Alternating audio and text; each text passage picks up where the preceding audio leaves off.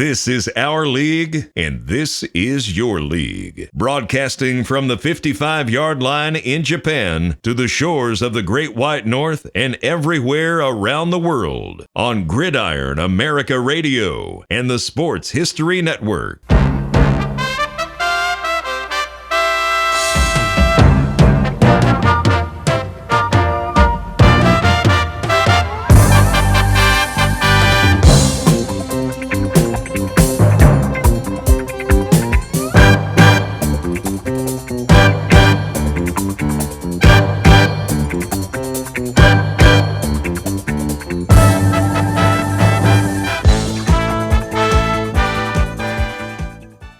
Welcome to From the 55-Yard Line. We are here on YouTube tonight, and we are doing a live stream.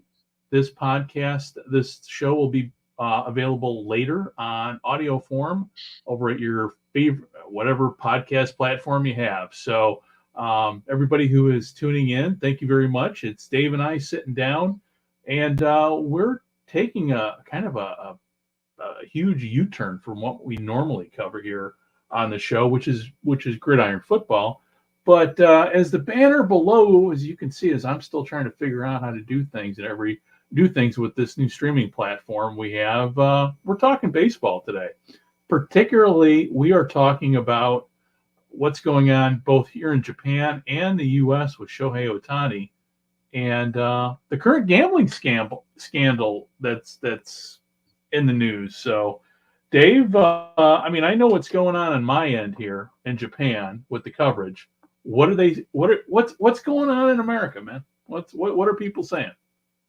Well, it's everyone's trying to outscoop everybody else, and it seems like, in the eyes of many people, he is guilty before anything is done because of the story changing and just the way it was released and changed and things like that.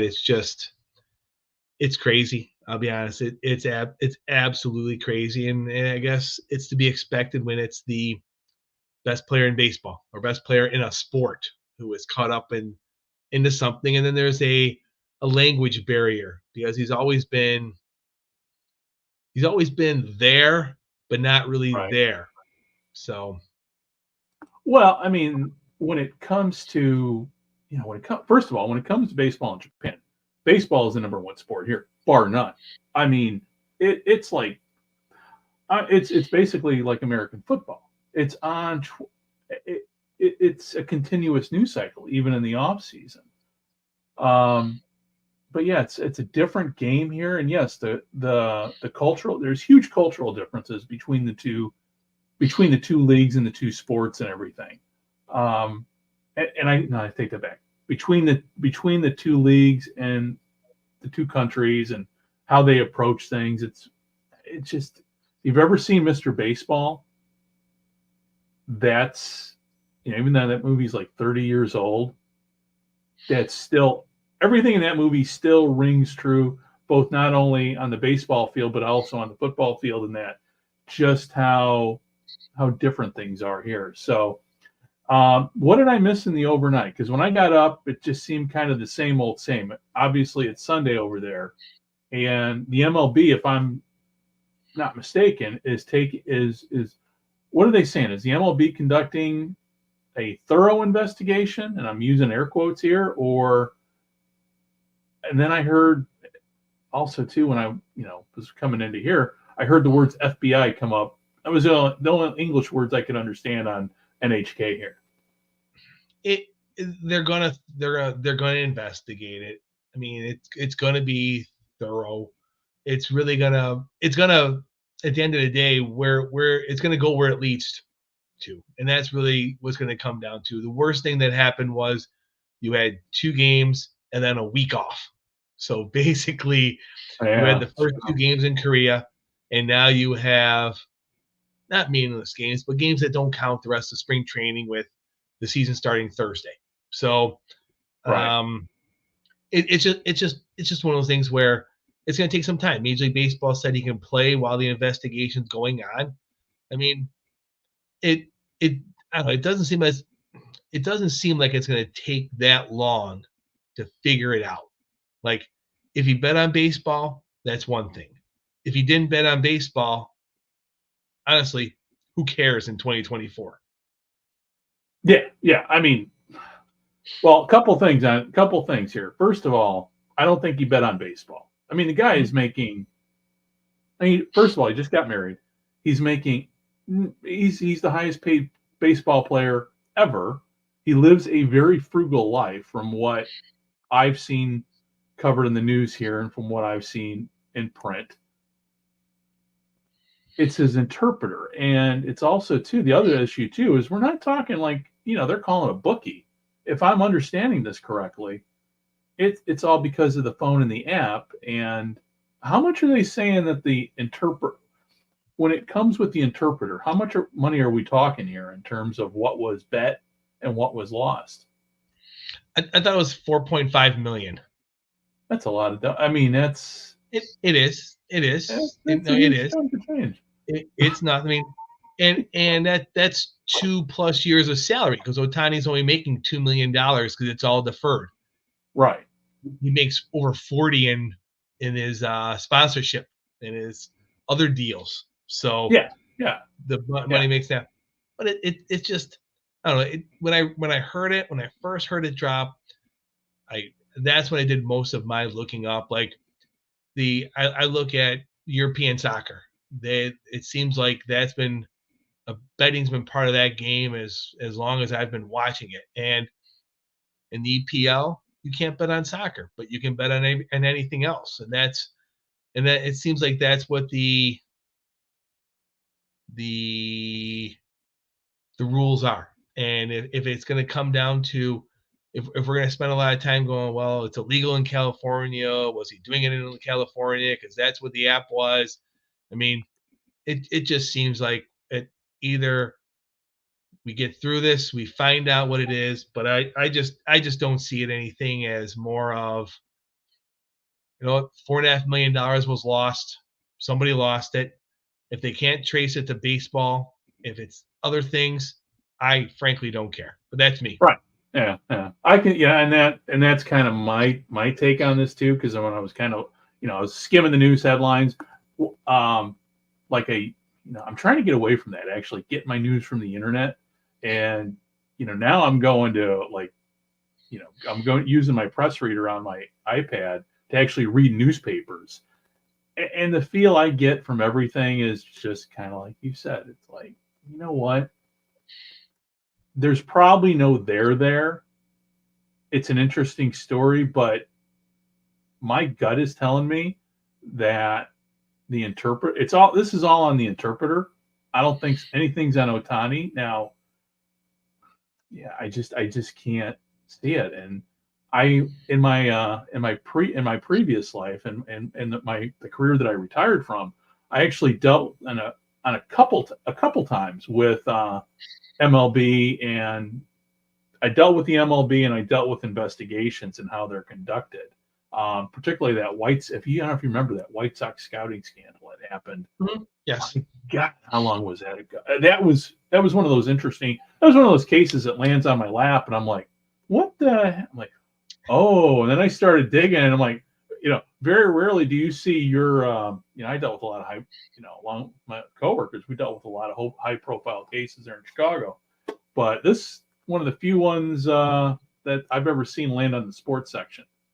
And but in my dealings with MLB for my job, yeah, they were pretty thorough. I mean, but if there's no evidence, if it's like you said, if he's betting on something other than then there's really not a story here. But unfortunately, in the age we live in, to get that click, everything is sensationalized. Like everything, a couple different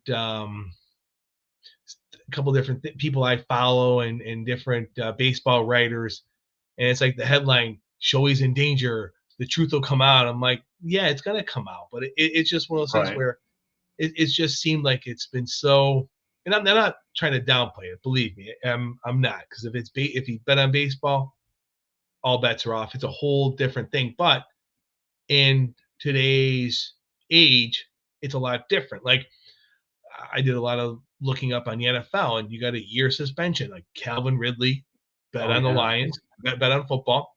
He's back. He took his year off, and he came back. So it's just not gambling in 2024 is not the dirty word of when Jimmy the Greek was connected back in the day with the NFL and things like that. It's just not the same. And today there's just too much money, like hundreds of billions of dollars, like just too much money on the table. Yeah. That this is ever going to change or go away. Yeah. And well, it's like, going back to my old job, why judges are paid so much to get rid of that temptation to, be on the take. Now, there are judges that are on the take, I'm sure, out there somewhere, but there's a reason why the salaries are the way they are. They've got to the point where why would you, not like in the days of Alex Karras and Paul Hornung and those guys, there was every evidence. There was just a suspicion. I mean, they were hanging out with the wrong people and all that, and they got suspended. But back in those days, those guys were making, for lack of a better term, minimum wage compared to today's standards. But we are a far cry from 100 years ago when the White Sox, the 8 men out when the White Sox threw the World Series. So, though it is interesting, and like you said, we haven't heard from Pete Rose yet, and I'm just waiting for all that to come out for him to, maybe he will do us all a favor and keep his big mouth shut. But no, and Pete Rose over the years, probably not. But this is far cry from what he did. I mean, and that's the other thing too. How many? I don't know if I took a quick dive into the toxic soup that is Facebook, that is baseball Facebook, and everybody's just with Pete Rose. It's like, no, people forget the facts. Pete Rose, he got banned from baseball. He agreed to that. That was part of the deal. And then he admitted later he actually bet on baseball. So, so I don't. He was managing the Reds and betting on the Reds. I mean, kudos that he was betting on them to win. Kudos he was betting on them to win and not to lose and manage that way. But that's what he says, obviously. Yeah, the years and years of denying it. It's like the I equate Pete Rose to like the steroid era now. If you said yes, I did it, you came clean, you took the heat, and then you did your comeback tour and talked about it, and then you've been brought back in the graces. But if you strongly deny it, that's like the barrier that's keeping you out of the Hall of Fame. Right. Well, it's like with Sammy Sosa and the Cubs, because I don't know if you saw the news, but Sammy returned to Chicago, and he didn't go to Wrigley Field. The Ricketts have basically have made it clear, unless you come clean, you're not coming. We're not going to welcome you back. And Oh, go ahead. I'm sorry. He just did an interview last week, and the gentleman asked him, "Are you ready to come clean about steroids?" He just stopped. He goes, "I didn't think you were going to ask me that question." And he did answer it. It was hilarious. It was like, how did you not think that was going to be asked? It's funny with Sammy because he could have owned the city of Chicago. I mean, he was that. Whether he was juiced or not, I mean, he was just that type of personality. Plus, you add his crazy wife on top of that, because she was another part of that circus. But, I mean, I remember that 2003 NL championship game. And the Cubs obviously were this close to getting to the World Series to play the Yankees. But, dude, come on. It's like, come clean now. I mean, you're not getting in the Hall of Fame. You're not getting in the Hall of Fame. Just might as well come clean and just be done with it. And then we can all move on with our lives. Otherwise, there's always that asterisk hanging over your head. And I don't know. I miss, baseball has its issues back in the States, which is why I like watching the MPB here, because you don't have those issues. it's very much, how do I want to say, it's very Japanese when it comes to Japanese baseball. Is very, you go up there. It's, like in the old days back, you didn't spike the football in the end zone. In Japan, you don't. I don't want to say.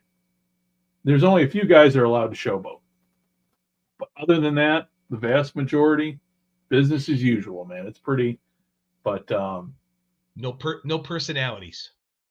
no, not really. I mean, you've got your stars. Yeah. You've got your managers. You got some managers.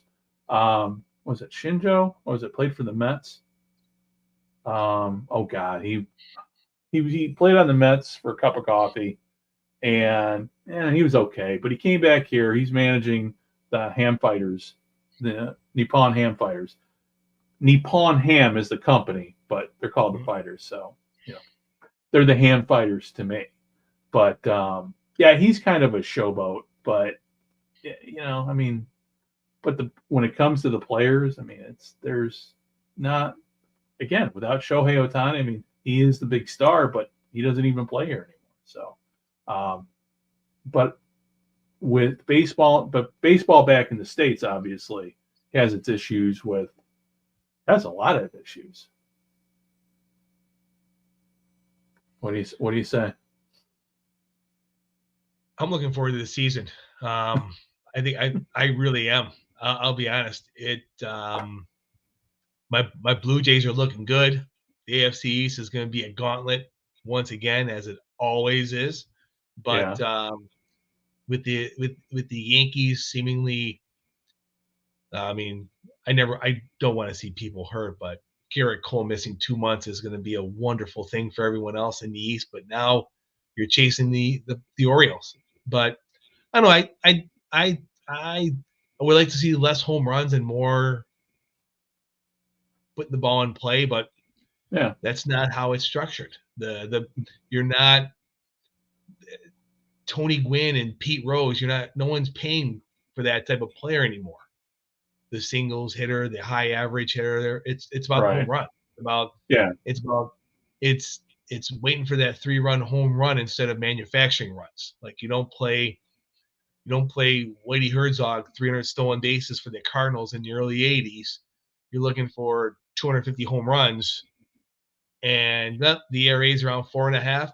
We're scoring 5. That's good enough. Like it's just the game evolves, and it's just one of those things where I don't know. I guess I'm trying as very hard not to keep going back to back in the day when baseball was baseball, because even that time, me growing up in the late 80s, early 90s as a teenager, my father didn't like that game because it's different than the game that he watched, and it's just always evolving, and it's just the money drives a lot of these decisions now. So, of which money always drove decisions, but now we're just talking about buildings worth of money right now. Buildings. Well, crazy. Back when we were kids, and I go back, a little bit farther, because for me, my era of baseball is the late 70s with the Cubs. From 77 through 84, I knew every starting lineup. I followed them religiously, and those were, my formative, late, preteen to, basically right before I started college. And so, and being in Chicago too, I was fortunate enough to have the Cubs. I mean, the Cubs were on like clockwork on WGN Channel 9. Getting home from school, boom, the Cubs are on. So it was always, it was an institution. But again, going back to what you said, money always drove things. But now money, it's just back then it was hidden in the background. I mean, at least visually, when you turn on a game. Back then when we were kids, you watched a game, you saw you knew there were sponsors. They said the sponsors, but you didn't see it in the field. I mean, Wrigley Field never had any advertising, but now it's all right there in front, which is fine. That's how the game has evolved. And I'm kind of like you. I'm not one of those where it's like, well, back in my day, No. I mean, everything evolves. Everything. It's like with football. We could go. People were going round and round about Terry Bradshaw, how he's not an elite quarterback. I go, well, you know what? When you have 4 championships, you're an elite quarterback. Period. I don't care how you got those wins. If your running game and your defense carried you, you're an elite quarterback if you've got 4 Super Bowl rings. So, but yeah, no, times change. So, but the big thing though is when it comes to baseball, it's the fan base. I mean, are kids watching baseball now? And so that's my question. I mean, I don't, I'm sitting here. I mean, I know kids are more into soccer now than ever before. The NFL has indoctrinated, the young fans with Madden. But what about baseball? I mean, are you seeing it? I mean, you're closer to the ground with kids and everything than I am. What are you seeing? Attendance is up. The ratings are up. Oh, they are? I mean, okay. And you have to really, it's tough because the World Series did a good rating, but they compare it to 15 years ago when you have less options. Like if you're then they compare it to the NFL or they compare it to the Olympics or something. I guess I don't see the sponsors necessarily, like the networks paying for the actual people. It's everything else that goes with it. Right. The games are selling out. Tennis is very good across the league. Okay. Even after the whole situation with the minor leagues that people are still bitter about, minor league attendance is up. It looks like a lot of people who criticize Major League Baseball when they dropped all those teams, that they would regret it. And it actually has kind of strengthened the minor leagues. Pay is better, attendance is better. Right. And with those teams that were lost, it seems to me, and just kind of reading around, just kind of looking around, while a lot of those teams are still around, but in a different form now, aren't they? Correct. Yes, a lot of them went to that college wooden bat, and honestly, probably the best thing that could happen to them. A lot of the cities, and I really need to sit down and look at those numbers again. A lot of the cities were actually doing better attendance-wise with that wooden bat league. There's several different names of the college wooden bat leagues across the United States. We have several teams up here in the Western New York area with that. But I think at the end of the day, it was a good decision. The facilities at some of these smaller Class A stadiums were falling apart. Right. There was a hard time between the money in the area, the local community, to build something nicer or better. And I think the time has come. I think if I remember correctly, I think it was the early 60s, the last time any changes took place in the minor league system. Wow. So, well, I know, like, I mean, there are towns, I mean, using the Midwest League as an example, there were some towns on the Midwest League. I looked at, how can they support a professional team? I mean, granted, just single A, but still a professional, like Burlington, Iowa is a good example.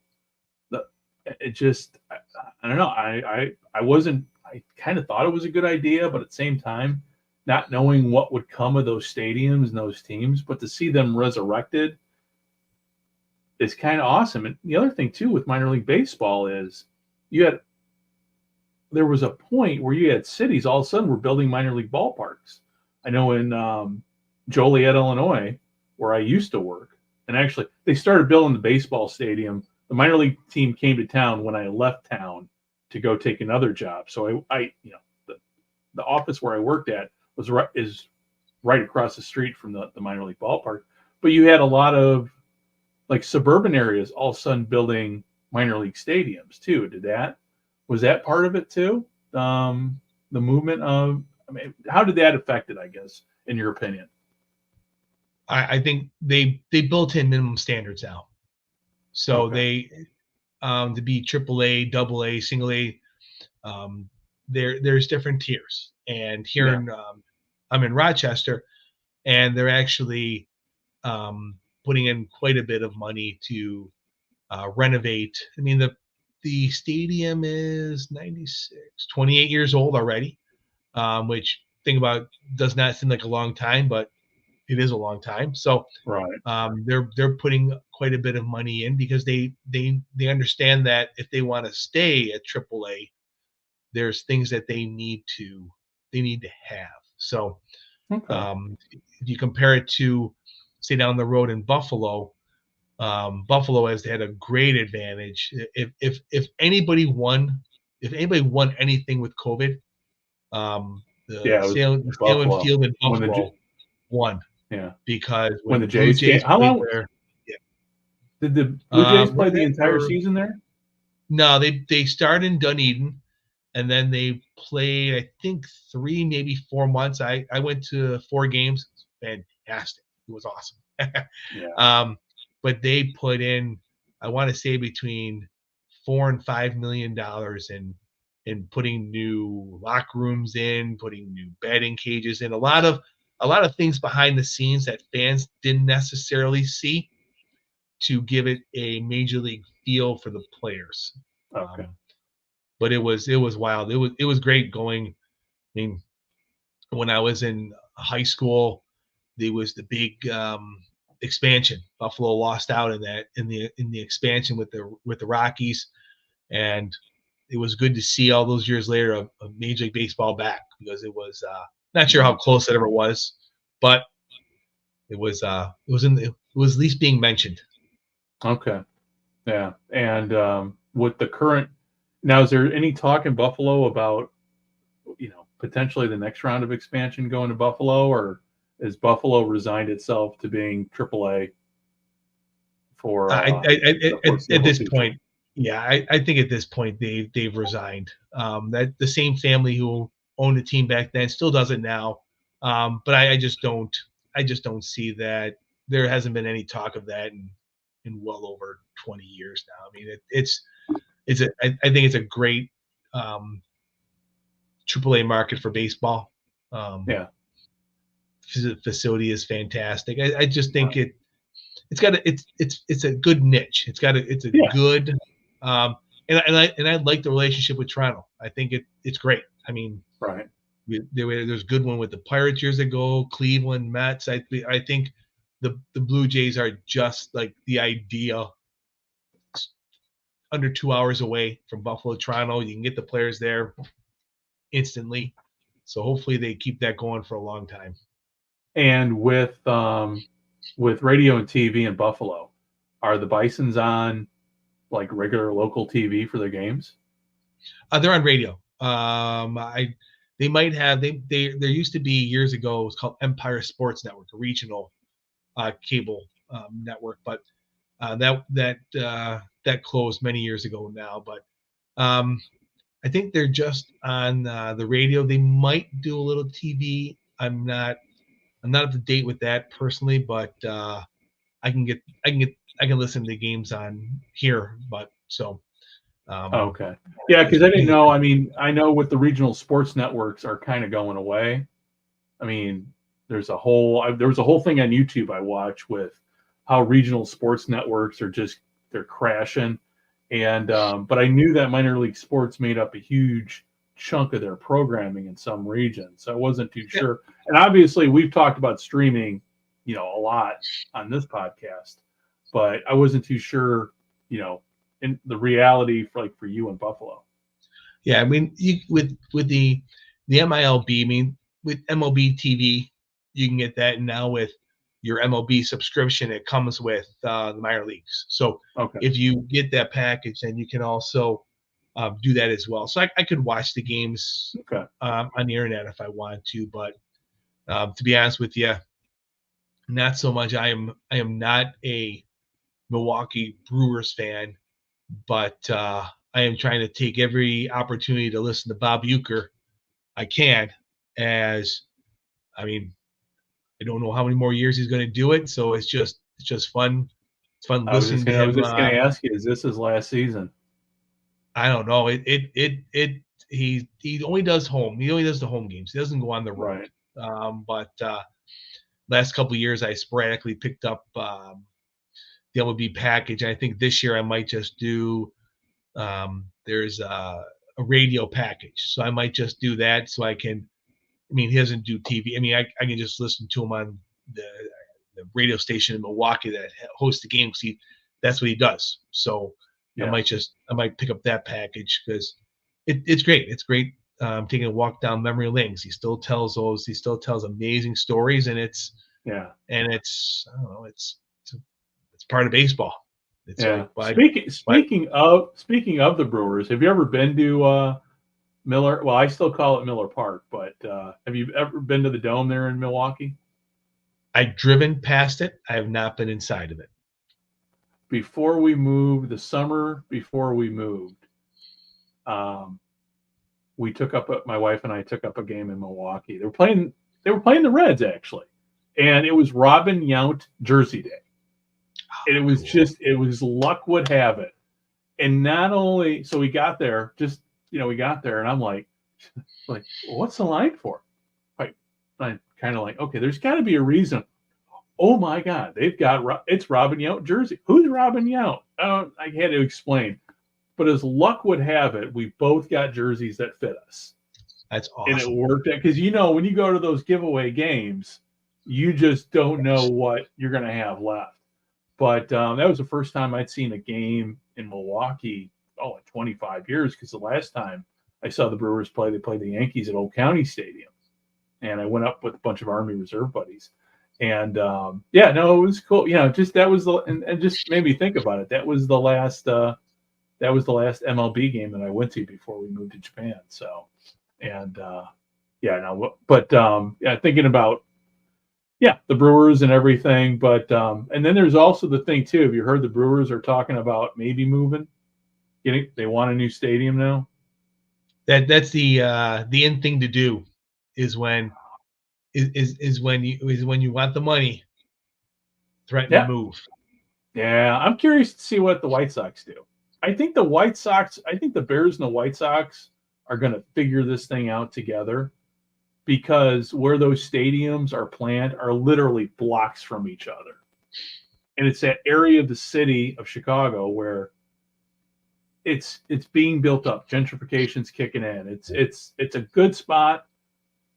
Ideally, I think the Bears would want to be in Arlington Heights with the Dome and everything. But if they're going to stay in Chicago, just going a little south of that Soldier Field and basically gutting and basically returning old Soldier Field to the way it used to be. Because they said they're still going to keep that and keep the colonnades and everything. So, it'd probably be a lot more green space, probably be like a high school field or something like that, kind of what they did with Kezar Stadium in San Francisco or Balboa Stadium. Keep the field there and keep everything, but move the big thing south, and hopefully turn it into a win-win for everybody. Can the Bears actually leave like the city? Yeah. Would there be a revolt if they moved to the burbs? No. After all these years? No. Not with the way the prices for tickets are. I mean, and plus, most of the Bears fan base comes from the suburbs anyway. True. I mean, it costs you an arm and a leg. Going downtown is a pain in the ass. Just getting down. I mean, public transportation is great, but just getting to the stadium, I mean, that's a haul and a commitment. I don't know. It depends where you live, though. I mean, Arlington Heights is in the northwest suburbs. And from where I live, honestly, where I lived basically in the city, getting to Arlington Heights, even though it was farther out, was an easier drive than going into downtown Chicago. So, and I was 10 miles from downtown Chicago, where I was 40 miles from Arlington Heights. But Arlington Heights would be the, same way with the United Center versus Allstate Arena. Allstate Arena is an easy drive, but In Chicago, you've got to deal with the Eisenhower Expressway, which is basically like Death Race 2000.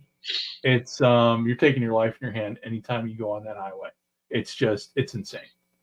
Not only with bullets, but crazy drivers. I mean, every other day there's news of a horrible accident on that highway. So, but yeah. So I think it's going to happen. It's just a question of when it's going to happen. So, hey, before we wrap up, we got about 10 more minutes here. Let's dive into, I don't know, one of our favorite subjects, but I think least favorite subjects. But we got the UFL starting this week.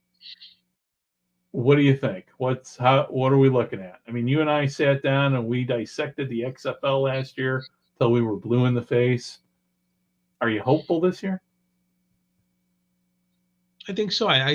Yes, I'm going to stay optimistic on this. I really do. I'm curious to see another year.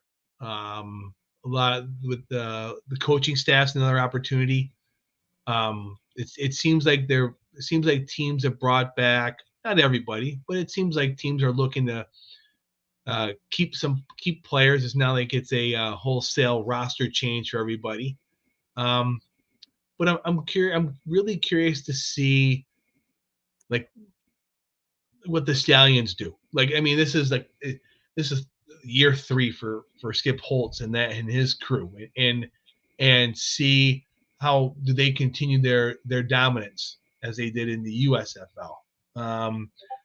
To see I'm curious to see how the Battlehawks, the team, responds to 40,000 fans, because it's almost one of those things where it's wonderful that St. Louis is hosting the UFL championship game. But what will the crowd be if St. Louis isn't in it? Right. That's what I'm curious about. But just really going through, I honestly haven't had the greatest opportunities yet to really dive into rosters. It seems like this week now they're down to their final rosters. A lot of teams have been shuffling in and out quarterback still, which is understandable. It happens everywhere. So I'm curious to see how the on-field product is. I think it'll be strong again. And I'm not really sure how much I'm really going to be with the attendance and things like that. I guess you can look at any team that doesn't sell out. At the end of the day, you could call that a failure because, hey, you had the opportunity to sell it out.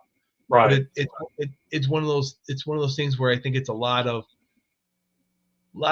different factors going into this about building your reach into the market.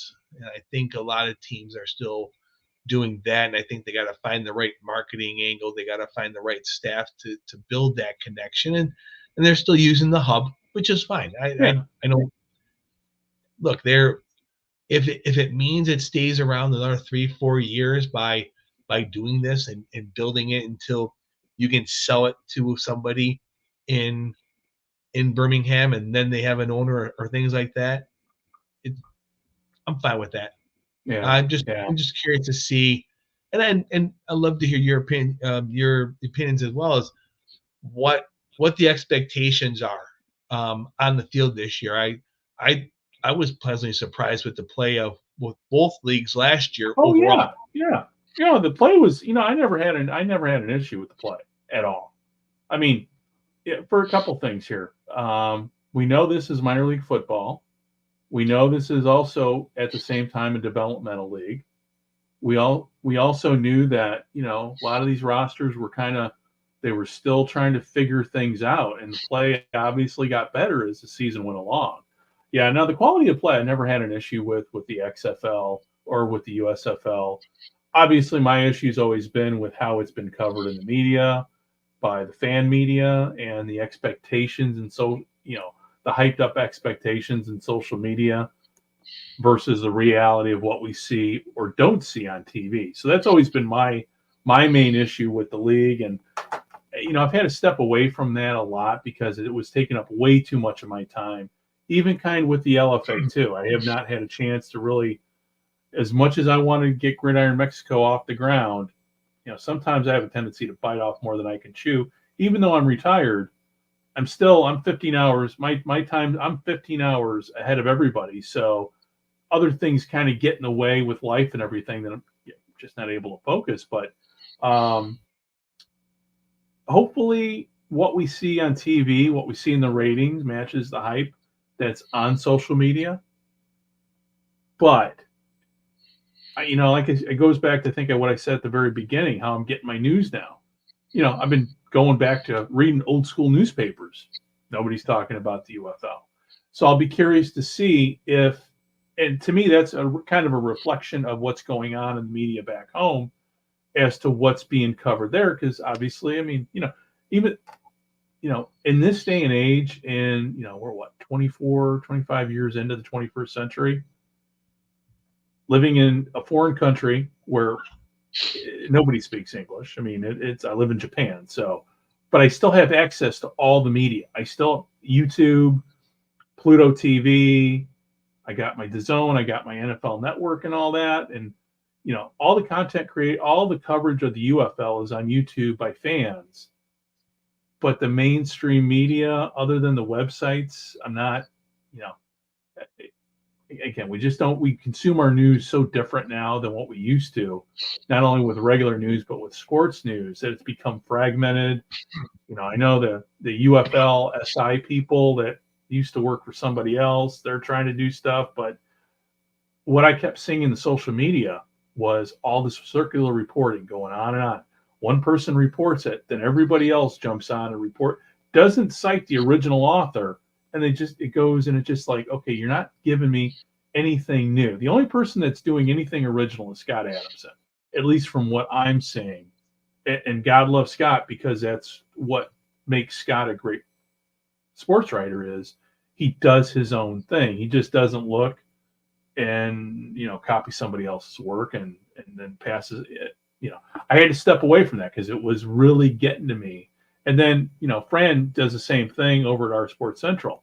He does his own take. He does his own thing. I don't know how much they're going to cover at our Sports Central with the UFL. I know they're going to cover it, but, Scott's kind of all in with the UFL at this point with covering Birmingham. I don't know how much like our Sports Central is going to cover, the UFL. They got other things to cover that other people aren't covering. And all the others, Pro Football Newsroom, UFL Newsroom, the rest of them, they're all trying to cater to the fan base, but to me, it's still a very, very small fan base.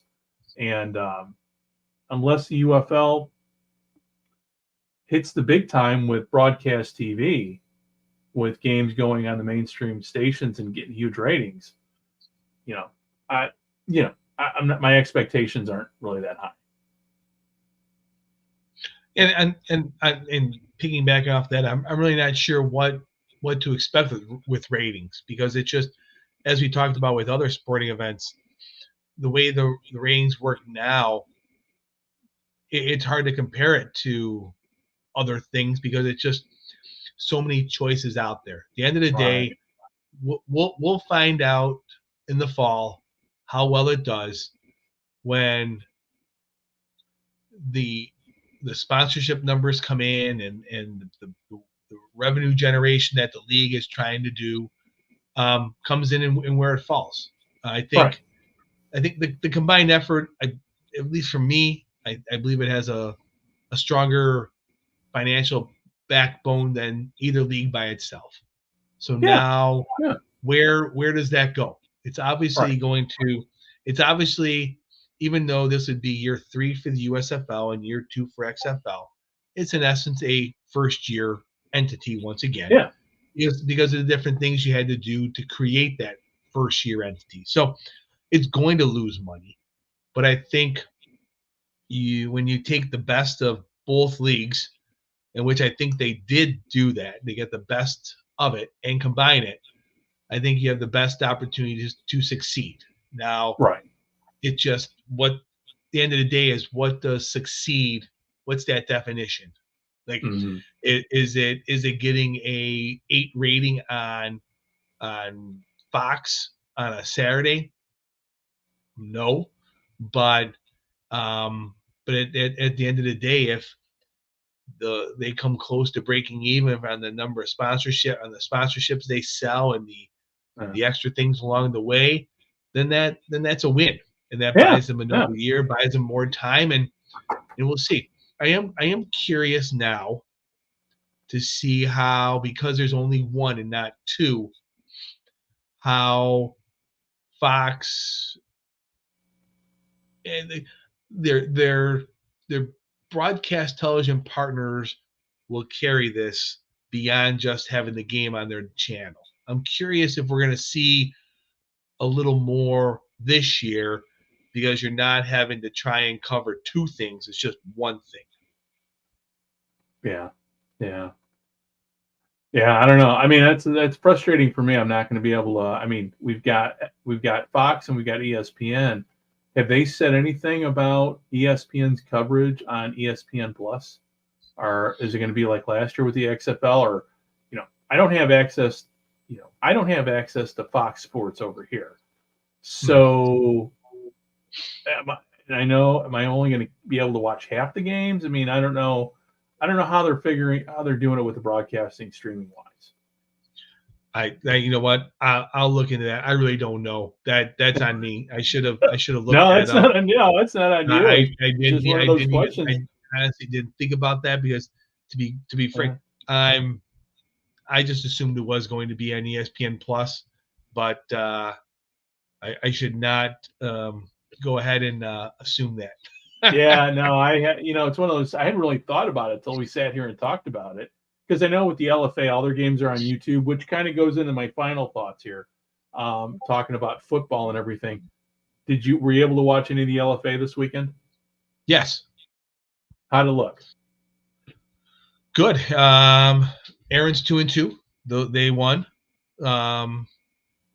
He had more time. He had more time than the week before, so good. He was upright, completing passes, which was good. Good. Like I said, once again, I thought the games, I checked in and watched most of it. I thought it was pretty good. I thought the football, once again, when you're now a solid over a month, 5 weeks with training camp until now, being week 3, so it would look good. Teams, you can definitely see who the play. I mean, it's 9 teams. You can definitely see who's going to be in the playoffs and who's not. Like there's some really good teams and there's some not good teams. Yeah, the frustrating part for me is just being over here, because I don't want to. I mean, obviously the games are all on YouTube and everything. I can watch them whenever I want, but I kind of sound like a broken record here. But it's like, I don't want to spend my whole day here when it's nice out watching football. I know. Yeah. And whereas when the games come on over there, it's nighttime there, and it's just there's just so much out there. I had all these big plans for Gridiron Mexico. I'm like, I think maybe this year I bit off more than I could chew. Plus, too, I kind of went into it with maybe about a week of planning.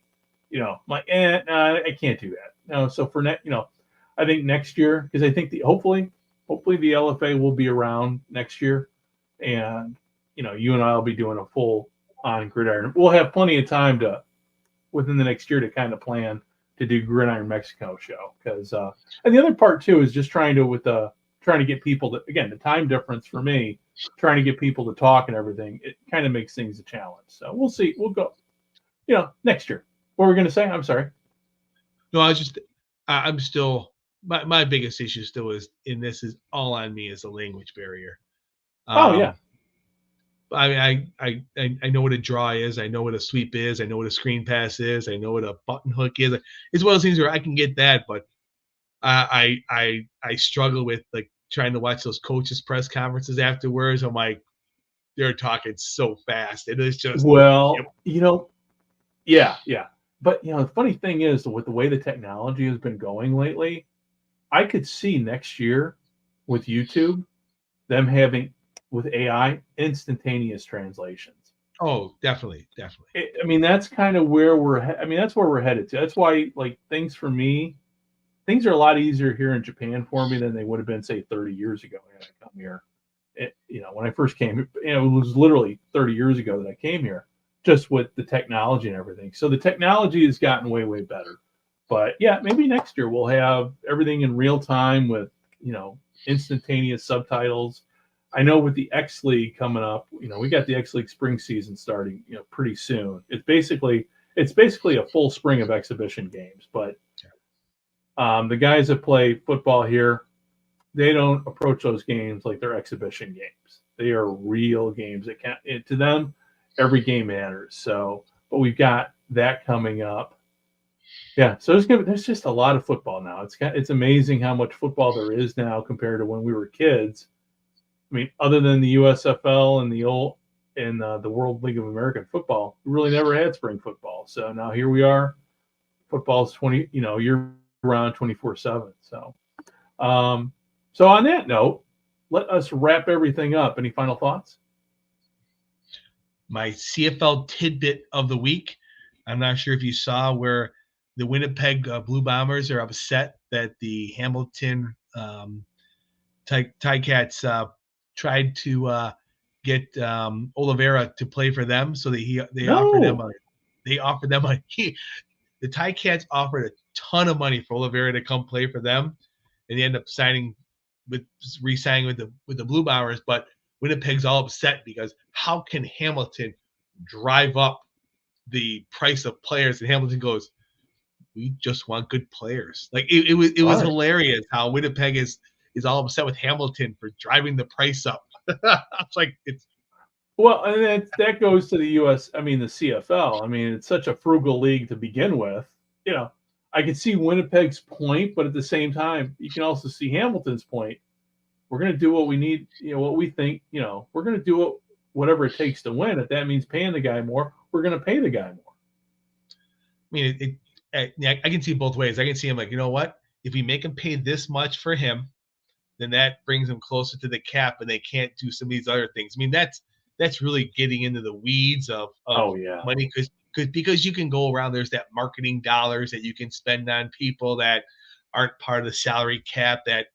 That's a whole nother episode to talk about with that. But it was just, I thought it was hilarious when I read that. I was like, are you kidding me? You're upset that Hamilton wanted to sign arguably the best running back in the CFL, and how dare you offer him a lot of money for that? It's gonna be a fun CFL season. I'm looking forward to it. That's the one. That's obviously you and I. To me, that's pretty much the official start of pro football season, is when the CFL kicks off. Yeah. Everything else before then is just kind of the pre-show, and it's going to be. And hopefully, I mean, do we have any word? Is the CFL going to continue their web streams this year? Have you seen anything? Everything I heard, that's the case right now. They're really focused on the combine and things like that. I mean, we're less than 2 months from training camp. Yeah, it's crazy. I can't believe it's end of March. It's almost April. Yeah. Well, we got what? We got the second. Wait, how many teams are we down to in the Final Four in the March Madness too? We started off with 64, so we're at the Sweet 16 now. Yep. Yeah, it goes by quick too. So we had the high school baseball, the spring high school baseball tournament is big here, so they've had that going on. That's been the major sports thing here besides the Shohei Ohtani stuff. And we've got the MPB starts Friday, so I'll probably be in here in this man cave because I was able to get, I'm all set up with my PlayStation, and so I got everything. So I'll be able to do my PlayStation over in there as I've got the MPB on this monitor here. I am such a for a guy approaching 57, I am such a 12-year-old. Nothing wrong with that. Nothing wrong with that. Keeps me out of trouble, man. That's the key thing. So, well, listen, everybody who's tuned in to us, I've seen a couple people pop in here during the live stream, but I'm kind of taking a look at the last few live streams we've had. We've had double digits. I mean, we're talking teens of people watching this stuff, so it's nice that people are tuning in. So with all that said, hey, thanks a lot for watching, and let me I'm as we're talking here, as I'm getting ready to sign off, I've got with StreamYard and everything, I got buttons I got to press and everything. So it's I'm still getting used to this whole thing. So No problem. But hey, with all that said, hey, everybody who's watching, the ticker is down there, so I don't need to tell you where to find us. We're also on, if you're looking for us online, if you want to message us, complain, poke fun at, mock us, I don't care. We're also at From the 55 on Twitter. We also have a Facebook page. We are at it's From the 55. Just type in your search engine From the 55 Yard Line there on Facebook, and it should go to your page. Like and subscribe, all that good stuff. So, well, Dave, you and I will be talking more after we exit here. But for everybody else listening, tuning in, and the podcast will be out. Anybody's watching the live stream wondering, well, when's the podcast coming out? I've got to do editing. So probably in the next 24 hours, the podcast will officially be out. And hopefully next week we'll have Fran back on. We were hopeful to have Fran with us tonight, but I think work got in the way of his planned appearance. And hopefully, we can get him to come out. We need him to get a video camera, so it can be 3 talking heads instead of 2, which would be awesome. So, okay, I'm done rambling. Everybody here. So on that note, thank you very much for watching, tuning in, listening, and we will be talking and seeing you very, very soon. Bye-bye.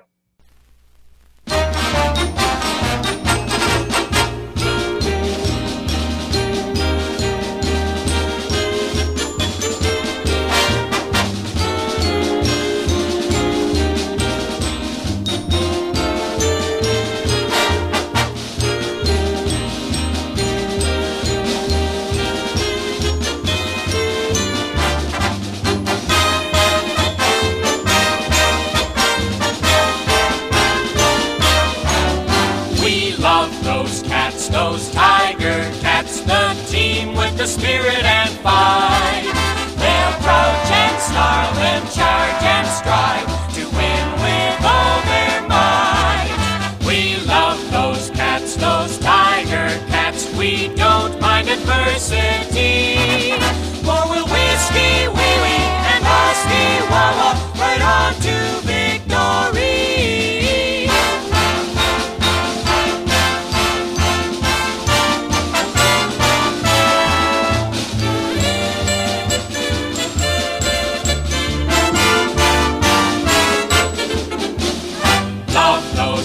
Those tiger cats, the team with the spirit and fight. They'll crouch and snarl and charge and strive to win with all their might. We love those cats, those tiger cats. We don't mind adversity, for we'll whiskey, wee-wee, and husky walla right on to victory.